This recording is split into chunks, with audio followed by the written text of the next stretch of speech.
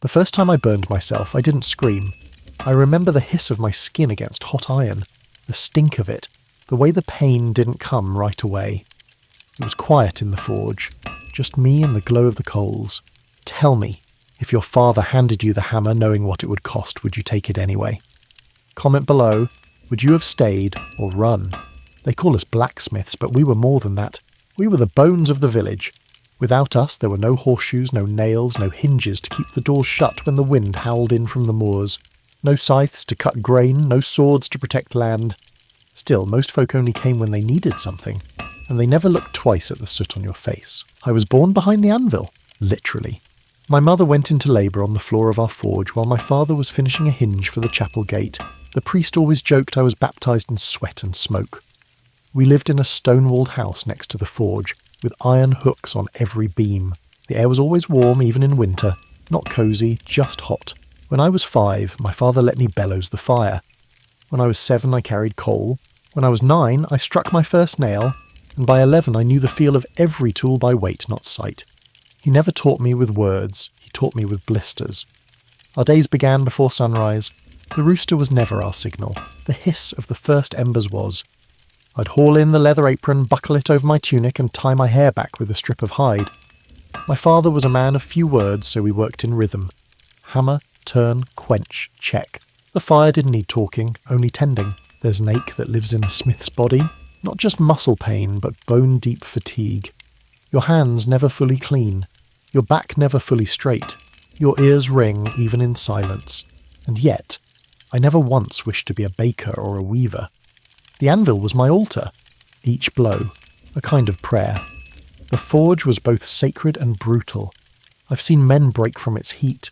Apprentices came and went, most lasted no longer than a season. One boy fainted during a branding job for the Baron's cattle. Another dropped a sword blank into water too fast. It cracked like glass, and he got the back of my father's hand. He left that night and never came back. Me?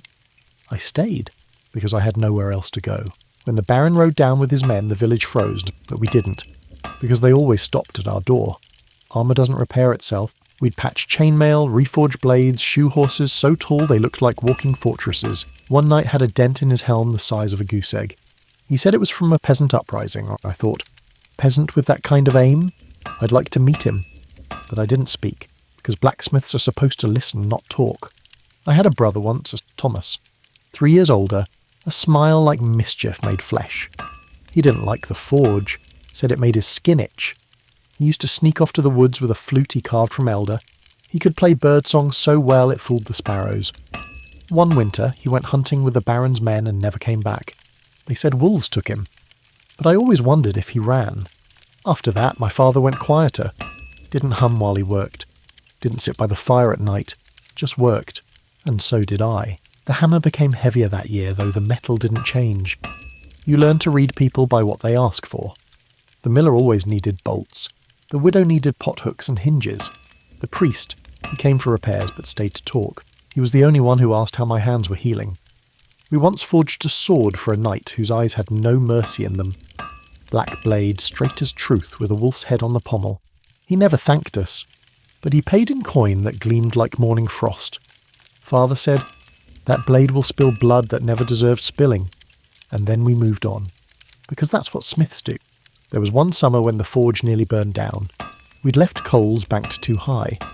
A gust of wind took a spark and the corner of the roof caught. I woke to the crackle and scream of heat. We lost half the tools that night, but not the anvil, never the anvil. It was the first thing I dragged from the flames.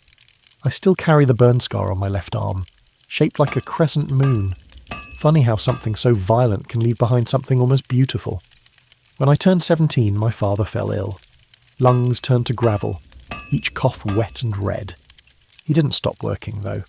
He'd prop himself on the workbench wheezing, watching me hammer. When he couldn't speak anymore, he tapped out instructions with a rod on the stone. His last lesson wasn't in iron.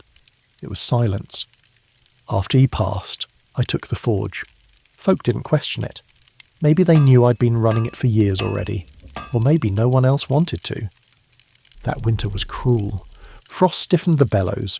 Water troughs froze solid, and still I worked. Because if I didn't, horses limped.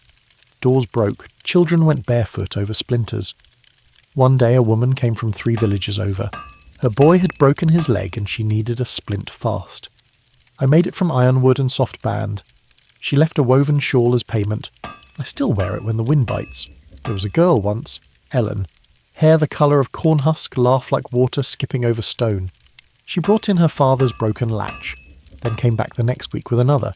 She didn't need that many latches. I caught on. We walked the edge of the fields after dusk. She told me she wanted to see the sea, said the waves sounded like singing. We kissed under a plum tree. She tasted like cider and ash. But life doesn't wait for lovers. Her father found her a husband in the next town over, a cooper. More respectable, he said. Less grime under the nails. She never said goodbye. Just stopped coming. I kept one of her broken latches. It's still in the drawer near the hearth. I forged my first full suit of armour when I was 22. It took 3 weeks, endless coal, and left my hands cracked like dry earth. But it stood, shining, complete. No one saw me cry over it.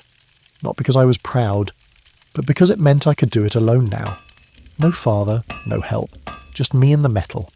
They say blacksmiths are hard men, that we don't feel, but they're wrong. I remember every face, every order, every burn, every goodbye. I remember the boy who brought in a snapped knife and left with a new one, then came back months later, proud of the rabbit he'd skinned. I remember the old woman who asked for a kettle hook and gave me her last turnip in return. I remember the sound of my father's boots, long after he was gone. I remember Ellen's laugh, even though I wish I didn't. Now I sit by the same hearth where my mother gave birth, the same forge that tried to eat us in flames. The anvil is older, dented, but still true. My hands don't shake yet, but they will, and when they do, maybe some boy will bellows the fire for me, or maybe not. Maybe the forge dies with me. That would be all right, because everything I've made, it's out there, rolling doors shut, ploughing fields and lifting hay, spilling blood, saving lives. They won't remember my name, but they'll remember the work. And maybe, just maybe, when the wind shifts through the village and someone hears the clang of hammer on steel, they'll think it's just the forge echoing in memory. But I'll know, it's me, still here, still shaping the world, one strike at a time.